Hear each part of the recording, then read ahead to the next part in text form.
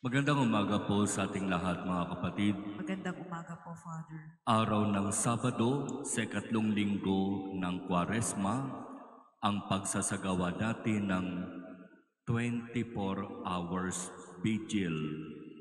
Halos isang buong araw ng pananalangin at napakaraming mga dapat ipagdasal. Ang daming concern ng bansa, ng bayan, ng simbahan, ng buong mundo. Pero ang tanong, papaano tayo manalangin ngayon? At sa Ebanghelyo, ibinibigay sa atin ang halimbawa ng Pariseo at Publikano. Kung papaano manalangin ang Pariseo at kung papaano manalangin ang Publikano. Sinasabi ng Ebanghelyo, kapwa sila pumasok sa templo para magdasal. Ang Pariseo, pagpasok sa simbahan, dire-diretso at humanap ng kanyang pwesto sa bandang harapan. Habang ang Publikano, pagpasok ng simbahan, nandyan lang sa likod ni hindi magawang iangat ang kanyang ulo, nakayuko lang na para bang hiyang-hiya. Ano ang laman ng panalangin ng Pariseo na nagpunta sa bandang harapan ng simbahan? Sabi niya, "O Diyos, nagpapasalamat ako sa iyo sapagkat hindi ako katulad ng iba." Magnanakaw sila, mandaraya sila, nangangalunya sila.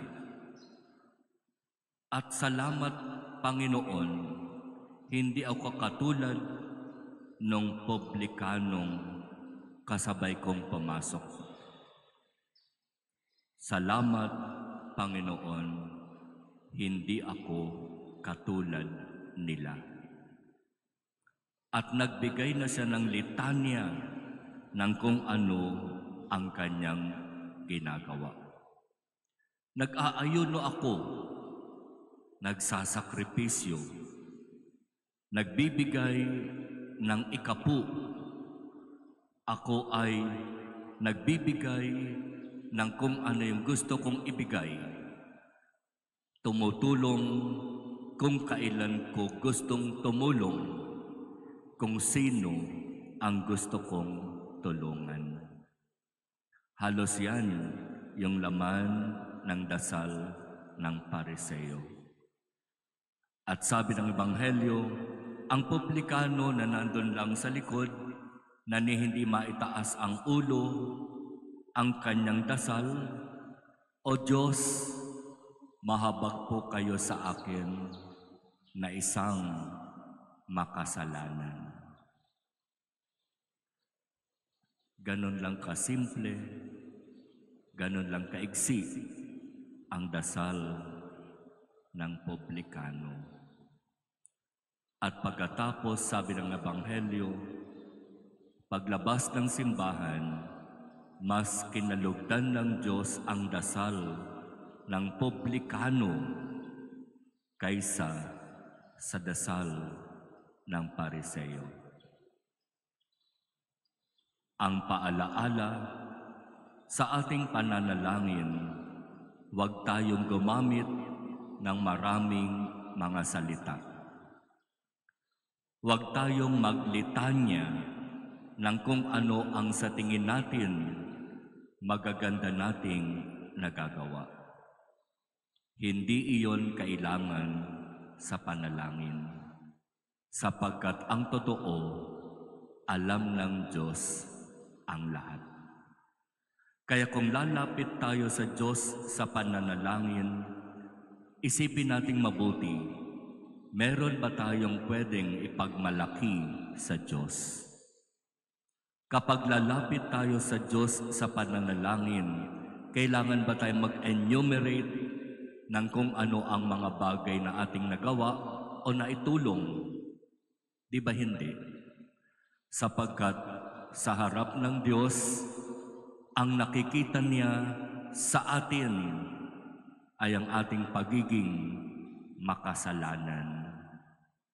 At ang gusto niya lang marinig sa atin ay ang ating kusang loob na pagsisisi at paghingi ng tawad.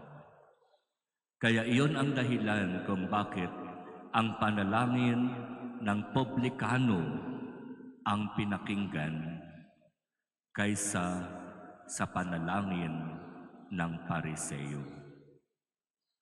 O Diyos, mahabag po kayo sa akin na isang makasalanan. At ito ang lagi nating tandaan, mga kapatid. Sa harap ng Diyos, wala tayong pwedeng ipagmalaki o ipagmayabang. Sa harap ng Diyos, ang pwede lang nating sabihin ay yung tunay na pag-amin, Panginoon, ako'y makasalanan, mahabag po kayo sa akin.